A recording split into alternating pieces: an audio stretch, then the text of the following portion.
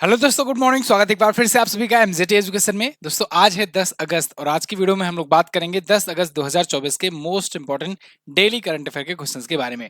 Video बहुत ज़्यादा detail में होने वाली है। डिटेल एक्सप्लेनेशन के साथ साथ हम लोग रिलेटेड स्टैटिक पॉइंट को भी पढ़ते चलेंगे, साथ ही साथ रिविजन भी करते चलेंगे। तो वीडियो अगर पसंद आएगी तो इसे लाइक, शेयर और चैनल पर अगर पहली बार आए हो चैनल को सब्सक्राइब जरूर करना। शुरुआत करेंगे अपने कल के करंट अफेयर से। कल जो हम लोगों ने पढ़ा था उसका क्विकली रिविजन करेंगे, फिर आज की तरफ बढ़ेंगे। कल हम लोगों ने साथियों पढ़ा था कि नीरज चोपड़ा ने पेरिस ओलंपिक में जीत लिया है सिल्वर पदक। और गोल्ड जीता है किसने? गोल्ड जीता है अरशद नदीम ने, पाकिस्तान के जो कि हैं। इसके बाद इसरो जो है ये 15 अगस्त को अपने स्थापना दिवस के दिन अर्थ ऑब्जर्वेशनल सैटेलाइट 8 लॉन्च करेगा, ईओएस 8। और अभी आंध्र प्रदेश ने स्थानीय निकाय चुनाव लड़ने के लिए व्यक्तियों को 2 बच्चे वाली नीति को समाप्त कर दिया है। 2 बच्चे की लिमिट अब नहीं रहेगी। भारतीय सेना ने लद्दाख में पर्वत प्रहार, माउंटेन स्ट्राइक नाम का एक्सरसाइज किया है। किरण रिजिजू जो कि केंद्रीय मंत्री हैं, उन्होंने लोकसभा में वक्फ संशोधन विधेयक पेश किया है। अभी ये जेपीसी के पास चला गया है, ज्वाइंट पार्लियामेंट्री कमेटी के पास। पेरिस ओलंपिक में भारतीय हॉकी टीम ने लगातार दूसरी बार कांस्य पदक जीता हुआ है। इसके अलावा कल हम लोगों ने पढ़ा था आरबीआई ने लगातार 9वीं बार रेपो रेट में कोई परिवर्तन ना करने का फैसला लिया है। Repo rate is set to be 6.5%। और सरकार ने अभी 33 राष्ट्रीय विज्ञान पुरस्कारों की घोषणा की है। और इसके अलावा ओलंपिक से आयोग घोषित करने जाने के बाद विनेश फोगाट जो कि भारतीय पहलवान थी, इन्होंने संन्यास की घोषणा कर दी है। 8 अगस्त को भारत छोड़ो आंदोलन दिवस या अगस्त क्रांति दिवस भी मनाया जाता है। तो ये टॉप 10 करंट अफेयर के क्वेश्चंस थे, वन लाइनर फॉर्मेट में आपने जिसका रिवीजन किया। साथियों, डेली डिटेल करंट अफेयर तो आपको पढ़ाई ही जाती है, साथ ही साथ में आपको पिछले दिन का वन लाइनर रिवीजन कराया जाता है। ये इसलिए कराया जाता है जिससे कि आप अगर एक बार थोड़ा सा रिमाइंड कर लो वो एक लाइन में कि हाँ ये क्या चीज था, ठीक है, तो वो डिटेल कहानी याद आ जाएगी आपके। ऐसे ही कंटेंट का पिछले 7 महीनों का रिवीजन कराने के लिए वन लाइनर करंट अफेयर की ई बुक लाई गई है। जनवरी से जुलाई 7 महीनों का ये कंटेंट लाया गया है। देखिए, आपको पता होगा कि पिछले दिनों में पिछले 3 से 4 महीनों तक ऐप जो है वो ठप रहा, क्योंकि पेमेंट गेटवे पेटीएम बंद हो चुका था, पेटीएम बैंक, और इस वजह से पेमेंट गेटवे बिगड़ गया था। फिर हमने दूसरे कंपनी से टाई अप करके दूसरी कंपनी का पेमेंट गेटवे लगवाया, और उसके बाद से फिर यहाँ पर चीजें आनी शुरू हुई, ई बुक और कोर्सेज वगैरह। अब आप अच्छे से वहां से ऐप से जाकर खरीद पा रहे हो। तो इसके लिए मैंने बात की कि ये ई बुक देने को, क्योंकि मैंने वादा भी किया था कि आप लोग को दिया जाए। लेकिन जो डेवलपर हैं उनका ये कहना है कि भाई नहीं, फ्री में तो नहीं दे सकते हैं पूरा, इसका कुछ ना कुछ कॉस्ट देना पड़ेगा। और वो कॉस्ट ज्यादा थी, बहुत ज्यादा नेगोशिएशन करने के बाद ये 5 रुपए में 2 दिनों के लिए आए हुए हैं। ठीक है, वन लाइनर जो है ये 2 दिनों के लिए, यानी आज और कल 2 दिनों के लिए 5 रुपए में आए हुए हैं। देखिए, वैसे 2 दिन तो वो कल भी कह रहे थे, लेकिन कल शाम को जब लॉन्च हुई तो हमने रिक्वेस्ट की कि भाई 2 दिन अगला कर। देखिए, होता क्या है ना कि उनकी भी भाई अपनी कॉस्ट रहती है डेवलपमेंट की, इसके बाद सर्वर कॉस्ट रहता है, स्पेस खरीदना पड़ता है गूगल से। गूगल ने चार्जेस भी बढ़ा दिए हैं। इधर भारत सरकार 18 से 28% जीएसटी ले ही रही है। तो ये सब कॉस्ट वगैरह की वजह से केवल 2 ही दिनों के लिए इन्होंने 5 रुपए में किया हुआ है। जो लोग भी वन लाइनर के माध्यम से रिवीजन करना चाहते हैं, ये 2300 प्लस प्रश्नों का वन लाइनर ध्यान रहे। वो वाली ई बुक जो है 99 वाली, वो डिटेल एक्सप्लेनेशन चैप्टर वाइज वो अभी भी है। ये वन लाइनर है, जो वन लाइनर हिंदी और इंग्लिश दोनों लैंग्वेज में अवेलेबल है। इसको अगर आप लेना चाहेंगे तो 2 दिनों के लिए एमजेटी ऐप पर, सिर्फ और सिर्फ एमजेटी ऐप से ही ले सकते हैं आप। ठीक है ना? देखिए, बहुत लोग कल कमेंट कर रहे थे सर टेलीग्राम पर डाल दो। तो देखिए, जो बनाता है, जो बनवाता है, उसके बाद जो ऐप है उसका कॉस्ट, ये सबका भी भाई देना पड़ता है चार्ज। ऐसे नहीं होता है कि टेलीग्राम पर भेज दो, ठीक है ना? खैरात में चीजें नहीं होती हैं। और इफ यू पे अटेंशन। अगर आप कोई चीज के लिए पेमेंट करते हो ना, तभी आप उसको ध्यान से पढ़ते भी हो।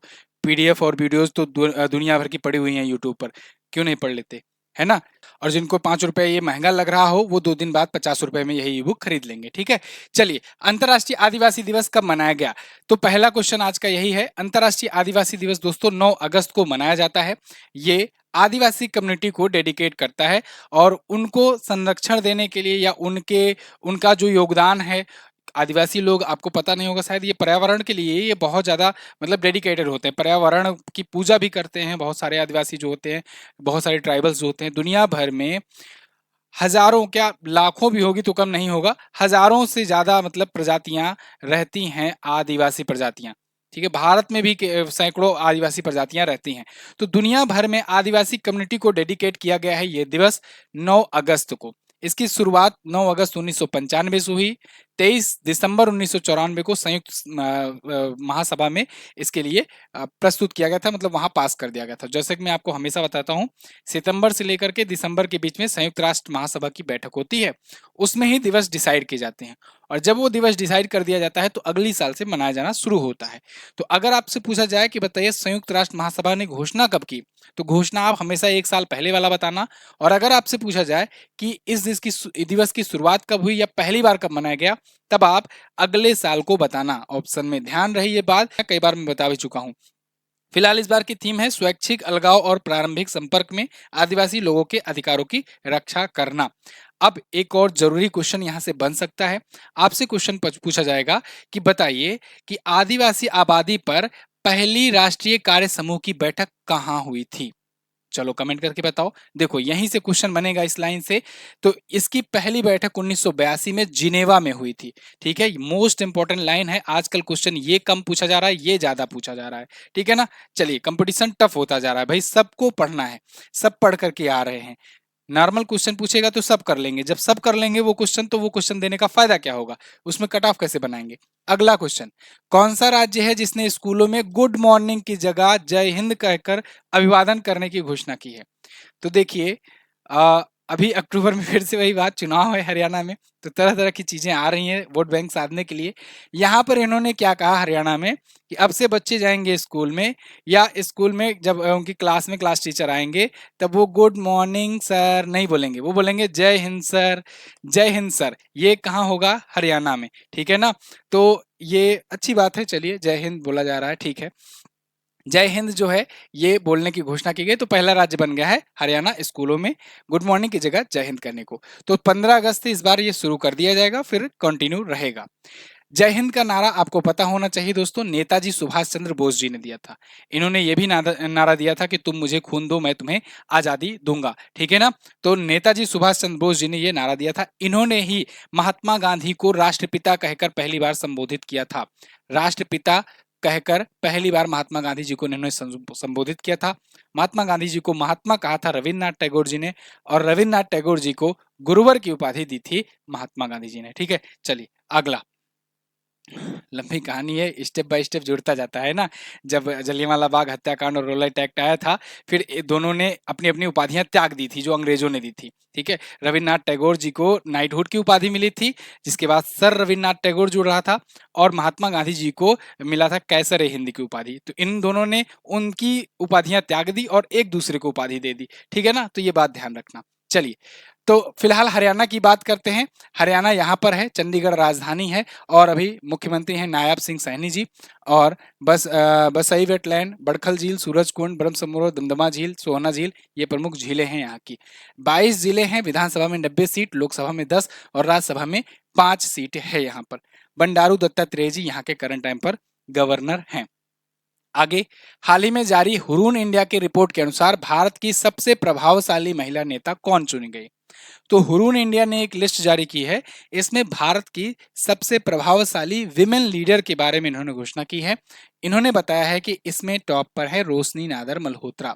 शायद ये पारिवारिक संपत्ति को लेकर के ये जारी की हुई हैं, क्योंकि वैसे जब फोर्ब्स वगैरह की लिस्ट आती है तो उसमें सबसे प्रभावशाली या कहें मोस्ट पावरफुल शक्तिशाली महिला जो होती हैं, उनमें निर्मला सीतारमण जी का नाम टॉप पर रहता है। ठीक है ना, भारत में। इस बार इन्होंने ये भारत की सबसे प्रभावशाली और सबसे ज्यादा धनी महिला की लिस्ट जारी की है, रोशनी नादर मल्होत्रा। ये कौन है, तो ये दोस्तों HCL की चेयरपर्सन है वर्तमान में। HCL हिंदुस्तान कंप्यूटर्स लिमिटेड, जिसकी स्थापना की थी किसने, शिव नादर ने। ठीक है, शिव नादर की ये बेटी हैं। अच्छा, इन्हीं को तो अभी फ्रांस में मिला था knight of the legion of the honour. ठीक है ना, सेवेलियर डी होनूर जिसे कहते हैं। तो ये फ्रांस में सर्वोच्च नागरिक सम्मान से अभी सम्मानित की गई थी। अभी यहाँ पर फिर से देखिए हुरून इंडिया की लिस्ट में आ गई, तो इस वजह से फिर से चर्चे में आई। इनके परिवार का कारोबार बात करें तो 4,30,600 करोड़ रुपए का अभी है। और HCL टेक के अध्यक्ष, ये फ्रांस का ये अवार्ड पाई थी। देखिए ये इंपॉर्टेंट है, इसको याद रखना आप। अगला बात करते हैं, हाल ही में किस राज्य सरकार ने भारत के तीसरे सबसे बड़े बाघ अभ्यारण्य को मंजूरी दी। वेरी वेरी मोस्ट इंपॉर्टेंट, क्योंकि इससे रिलेटेड बहुत सारे स्टैटिक पॉइंट मैं बताने वाला हूं। तो देखिए, अभी छत्तीसगढ़ राज्य सरकार ने भारत के तीसरे सबसे बड़े बाघ अभ्यारण्य को मंजूरी दे दी है। ये बाघ अभ्यारण्य कौन सा है? ये वाला बाघ अभ्यारण्य है गुरु घासीदास तमोर पिंगला टाइगर रिजर्व। गुरु घासीदास तमोर पिंगला टाइगर रिजर्व, जिसका क्षेत्रफल है 2829 यानी 2829.38 किलोमीटर स्क्वायर। ये तीसरा सबसे बड़ा है भारत का। भारत में सबसे बड़ा tiger reserve Nagarjuna Srisailam tiger reserve है, जिसका वर्ग क्षेत्रफल 3296 किलोमीटर स्क्वायर है। दूसरा सबसे बड़ा है मानस टाइगर रिजर्व, असम में है 2837। देखिए इससे थोड़ा सा ही ज्यादा है किलोमीटर स्क्वायर। ठीक है, भारत में सबसे ज्यादा बाघ अभ्यारण्य कहाँ पर है? तो सबसे ज्यादा टाइगर रिजर्व आप बताइएगा। मध्य प्रदेश में है, सबसे ज्यादा टाइगर भी वहीं पाए जाते हैं, इसलिए मध्य प्रदेश को कहा जाता है tiger state of India. Okay, सबसे और कुल टाइगर रिजर्व 54 है। अभी 54वां कौन सा बना था? वीरांगना दुर्गावती टाइगर रिजर्व, जो कि है मध्य प्रदेश में। मध्य प्रदेश में ही एक है कुनो नेशनल पार्क। कुनो नेशनल पार्क में दोस्तों अभी लाए गए थे चीते।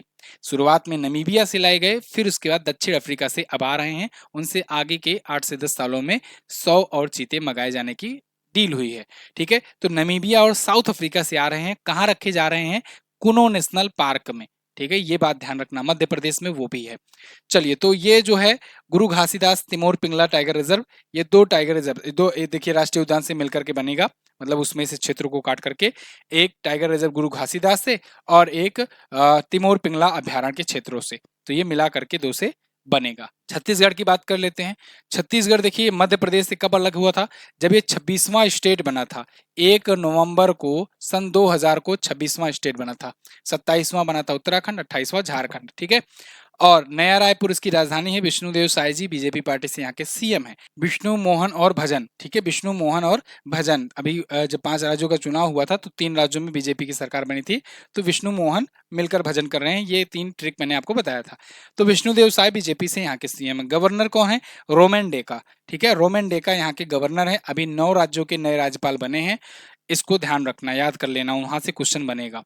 बूढ़ापारा झील, तलबंध तालाब और इसके अलावा महाराजा बांध तालाब, गंगा मुंडा झील, ये प्रमुख यहाँ पर हैं। अचान कमान वन जीव अभ्यारण्य, ये क्वेश्चन कई बार पूछा गया है। इंद्रावती भी पूछा जाता है।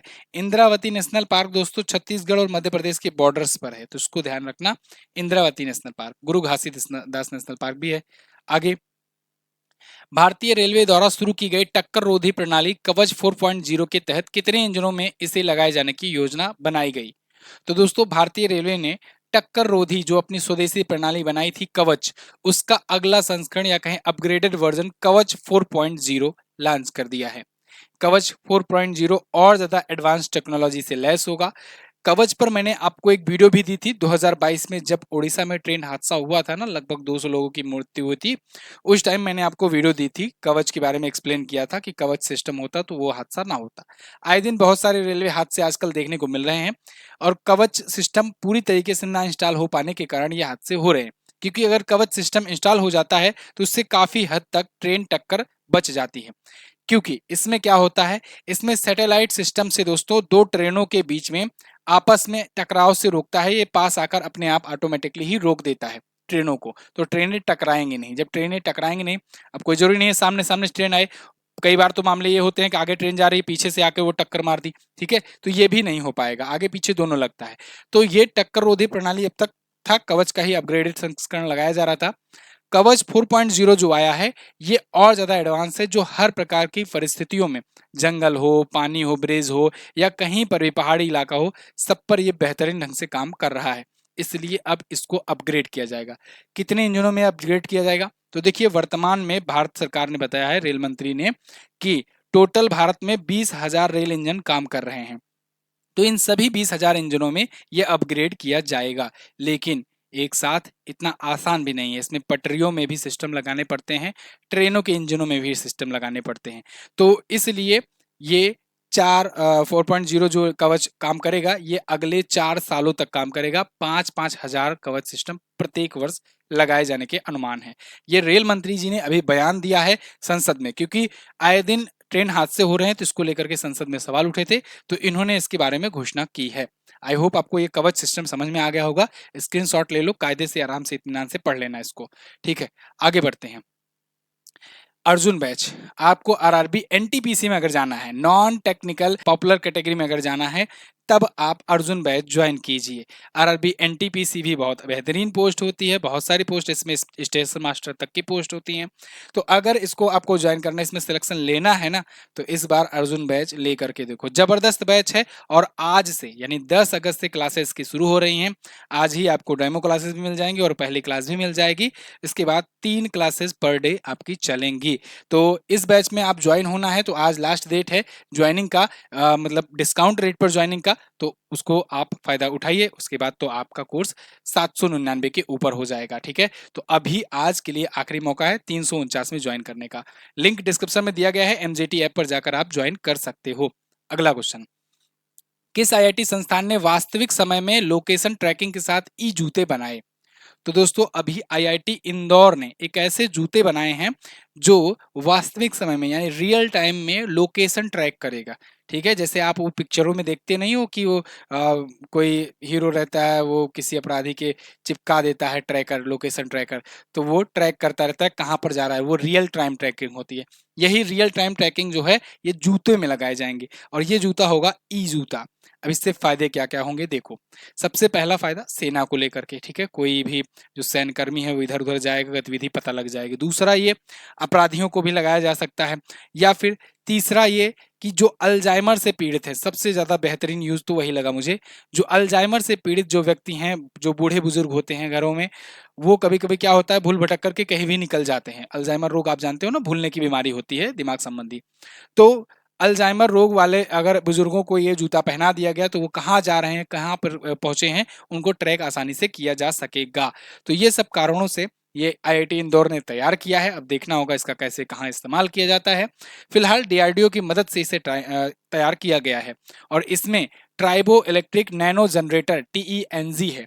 तो इसका टीईएनजी का यूज होगा बेहतरीन तरीके से पावर जनरेट करने में, तो खिलाड़ियों को भी काम आएगा। ठीक है, एथलीट में भी ये क्या करेगा, एथलीट को पावर देने के लिए मोशन एनर्जी का उपयोग करेगा, एथलीट को चार्ज रखेगा। ठीक है, तो ये जीपीएस मॉड्यूल की तरह काम करता है। तो ये सभी इसके यूजेस हैं। सू सोल एनर्जी हार्वेस्टिंग यूनिट, इसके 10 यूनिट दिए हैं, 10 जोड़े जूते दिए हैं डीआरडीओ को। ओलंपिक समापन समारोह 2024 में मनु भाकर के साथ संयुक्त ध्वजवाहक किसे नामित किया गया? तो देखिए, मैंने उस दिन आपको बताया था कि ओलंपिक का जब समापन समारोह होगा तो मनु भाकर जो है महिलाओं की ये ध्वजवाहक होंगी। आज अनाउंस हो गया है कि पुरुषों का ध्वजवाहक कौन होगा। तो कौन होगा पुरुषों का? P R Rajesh. ठीक है ना, पी आर श्रीजेश है इनका नाम, वैसे पी आर श्रीजेश है। ठीक है, ये राजेश लिख उठा है, पी आर श्रीजेश। तो पी आर श्रीजेश आप जानते हो गोलकीपर हैं, बहुत ही जबरदस्त भाई साहब, ये दीवार है। ठीक है ना, और इनकी वजह से ही मेडल आता है, मतलब टीम इवेंट तो है ही लेकिन इनका बहुत योगदान रहता है। तो पी आर श्रीजेश और मनु भाकर ये दोनों मिलकर के समापन समारोह में भारत का ध्वजवाहन करेंगे। ध्वजवाहक ये होंगे, फ्लैग बेरर होंगे। तो महिलाओं का मनु भाकर, पुरुषों का पी आर श्रीजेश। आपको पता होगा भारतीय हॉकी टीम ने ब्रॉन्ज मेडल जीता है, वो भी लगातार दूसरी बार ब्रॉन्ज मेडल जीता हुआ है। और अब अभी एक और अपडेट है, अमन सहरावत ने भी ब्रॉन्ज जीत लिया है। तो भारत को 5 ब्रॉन्ज और 1 सिल्वर मिल चुके हैं। आज की अपडेट है। हालांकि वो क्वेश्चन अमन सहरावत वाला आज नहीं लिया गया क्योंकि मैं रिकॉर्ड करने आ रहा था, तभी न्यूज आई कि हाँ उन्होंने जीत लिया है और अपने माँ को उन्होंने सपोर्ट डेडिकेट भी किया है मेडल। कल उसके बारे में हम लोग बात करेंगे। पुरुष हॉकी टीम लगातार दूसरा ओलंपिक कांस्य पदक पाई। मनु भाकर 2 पदक एक ही ओलंपिक में जीतने वाली ये पहली भारतीय बनी है और दूसरी महिला बनी है 2 ओलंपिक पदक जीतने वाली, क्योंकि पीवी सिंधु जीत चुकी हैं 2 ओलंपिक में इससे पहले मेडल। आगे, हाल ही में केंद्र सरकार ने किस राज्य में 920 करोड़ रुपए की नमामि गंगे मिशन 2.0 परियोजना शुरू की? तो केंद्र सरकार ने 2 राज्यों में, उत्तर प्रदेश और बिहार, इन दोनों राज्यों में नमामि गंगे 2.0 मिशन परियोजना शुरू की है। अब ये क्वेश्चन अगर बना ना तो तुरंत आपको थोड़ा सा ट्रिक लगाना है, कॉमन सेंस का यूज करना है। भाई देखो, नमामि गंगे मिशन है तो मतलब इसका आप इतना तो मोटा मोटा जान ही गए होंगे कि ये गंगा की सफाई के लिए शुरू किया गया था, गंगा की स्वच्छता के लिए। तो नमामि गंगे जो मिशन होगा ये गंगा नदी को स्वच्छ करने के लिए होगा। तो ये कहाँ चलेगा? जहां जहां पर गंगा नदी बहेंगी। गंगा नदी कहाँ कहाँ किन किन राज्यों में बहती हैं? तो गंगा नदी आप देखो उत्तराखंड, उत्तर प्रदेश, उसके बाद फिर इधर बिहार, उसके बाद जाकर के पश्चिम बंगाल में जाती हैं। ठीक है। और ममता जी के अनुसार पीएम मोदी जी तो उनको कोई योजना का लाभ देते नहीं है। तो बचा यूपी और बिहार, उत्तराखंड तो ठीक है, उत्तराखंड में तो स्वच्छ ही है, उत्तराखंड में दिक्कत नहीं है गंगा नदी में। बचा यूपी और बिहार, तो यूपी और बिहार में ही सबसे ज्यादा पैसे खर्च किए जाने हैं गंगा की सफाई को लेकर के, ठीक है। तो जब भी ऐसा क्वेश्चन पूछा जाए यूपी बिहार आंख बंद करके लगा देना।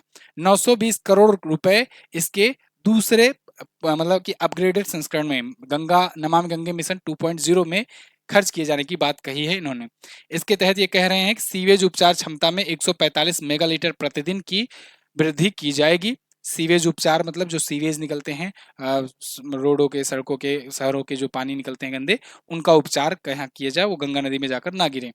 हार्बिड इम्यूनिटी पीपीपी, एचएएम मॉडल और इसके बाद एडवांस सीक्वेंसिंग बैच रिएक्टर तकनीक, ये सब तकनीक का यूज किया जाएगा जिससे गंगा की सफाई सुनिश्चित की जाएगी। नमामि गंगे कार्यक्रम की बात करें, अगर ये क्वेश्चन पूछा जाता है, कई बार पूछा गया है, कब शुरू हुआ था, तो याद रखना जून 2014 में शुरू हुआ था। कब? जून 2014 में। इस पर 20,000 करोड़ रुपए प्रतिव्यय परिव्यय रखने का बजट है कि 20,000 करोड़ रुपए खर्च किए जाएंगे। क्लियर है। अगला, हाल ही में CAVA कावा महिला वॉलीबॉल नेशन लीग का खिताब किसने जीता? इसको जीत लिया है दोस्तों भारत की टीम ने, दूसरी बार जीता हुआ है, ठीक है ना। नेपाल को हरा करके जीता है, नेपाल जीता है सिल्वर मेडल, मतलब इसमें जो हारता है उसे मिलता है सिल्वर मेडल फाइनल को, और जो जीतता है उसे मिलता है गोल्ड मेडल। और तीसरे स्थान पर ईरान रहा जिसे मिला ब्रॉन्ज मेडल, ठीक है ना, ब्रॉन्ज मेडल इसे मिला है। तो भारतीय महिला टीम ने ये वॉलीबॉल की प्रतियोगिता जीती है। कावा महिला वॉलीबॉल नेशंस लीग कहाँ हुआ था? नेपाल में हुआ था, नेपाल की राजधानी काठमांडू के दशरथ स्टेडियम में। ओके, तो भारतीय महिला टीम जो है ये दूसरा खिताब जीती है, दूसरी बार ये जीती हुई है। अगला, निम्न में से किस पद्म पुरस्कार से सम्मानित गांधीवादी शोभना रनाडे जी का निधन हो गया? Very very most important question. Shobhana Ranade ji दोस्तों एक बहुत ही फेमस समाज सुधारक थी, सामाजिक कार्यकर्ता थी और गांधीवादी नेता थी। गांधी जी से मिल भी चुकी हैं ये, जब 18 वर्ष की थी तब ये गांधी जी से मिली थी, और अभी देखिए इनका निधन हो गया है। तो ये पद्म भूषण से, जो कि भारत का तीसरा सर्वोच्च नागरिक सम्मान और दूसरा पद्म सम्मान है, दूसरा सबसे बड़ा, तो यहाँ पर शोभना रनाडे को जी को आपको देख पाएंगे, इनका अभी निधन हो गया है। 99 वर्षों की उम्र में इनका निधन हुआ है, यानी 18 साल की उम्र में जब ये गांधी जी से मिली थी। तो आप कमेंट करके बताइए, रीजनिंग का क्वेश्चन है, ये किस साल किस वर्ष मिली थी महात्मा गांधी जी से। फिलहाल पद्म भूषण से इन्हें 2011 में सम्मानित किया गया था, ये बात ध्यान रखना। ये अनाथ बच्चों के उत्थान के लिए और महिलाओं के लिए ये अपना जीवन समर्पित की, वंचितों के लिए, ठीक है ना, तो सामाजिक कार्यकर्ता थी ये। चलिए, तो ये थे आज के दिन के टॉप 10 करंट अफेयर के क्वेश्चंस। आई होप आपको डिटेल जानकारी मिली होगी। जिनको अर्जुन बैच ज्वाइन करना है, आज उसके लिए आखिरी दिन है, ज्वाइन कर लीजिए। इसके अलावा एमजेटी ऐप पर ये चीजें मिलेंगी। इसके अलावा वन लाइनर मत भूलना, अगर जिनको जिनको लेना है तो अभी 5 रुपए में है, ले डालो, वरना ये हो जाएगा 50 रुपए में, ठीक है, हाफ ईयरली की बुक वगैरह। चलिए, लास्ट डे का क्वेश्चन बात करते हैं। हरियाणा के मुख्यमंत्री के बारे में मैंने पूछा था, तो नायब सिंह सैनी है। पलामू वन्य जीव अभ्यारण्य किस राज्य में है? तो ये झारखंड में है। कई बार एग्जाम में ये क्वेश्चन बन चुका है। देखो, वन लाइनर में फायदा ये है कि इसमें आपको क्वेश्चन ऑफ द डे जो कि रिलेटेड स्टैटिक होता है वो पूछा जाता है, वो भी शामिल किया गया है, इसलिए उसके क्वेश्चन 2300 प्लस हो गए हैं। तो ये भी बात ध्यान रखना। आज का क्या क्वेश्चन है, जैसे देखिए आज का क्वेश्चन क्या है, महात्मा गांधी ने किस वर्ष भारत छोड़ो आंदोलन शुरू किया था? तो ये भी क्वेश्चन आपको वहां पर मिलेगा वन लाइनर वाले में, ठीक है। तो केवल करंट अफेयर नहीं है, स्टैटिक भी है। दूसरा आपको बताना है, भारतीय हॉकी टीम ने किस देश को हराकर पेरिस ओलंपिक 2024 में कांस्य पदक जीता? बहुत अच्छा क्वेश्चन है, ऐसा क्वेश्चन डायरेक्टली हूबहू ऐसा देखने को मिल सकता है आपके एग्जाम में। चलिए बताइएगा कमेंट करके, और इसकी पीडीएफ आपको टेलीग्राम पर मिलेगी ही। और वन लाइनर के बारे में जैसे मैंने जिक्र किया, केवल और केवल एमजेटी ऐप पर मिलेगा। मैं मिलूंगा कल की वीडियो में, तब तक के लिए नमस्कार, जय हिंद, वंदे मातरम।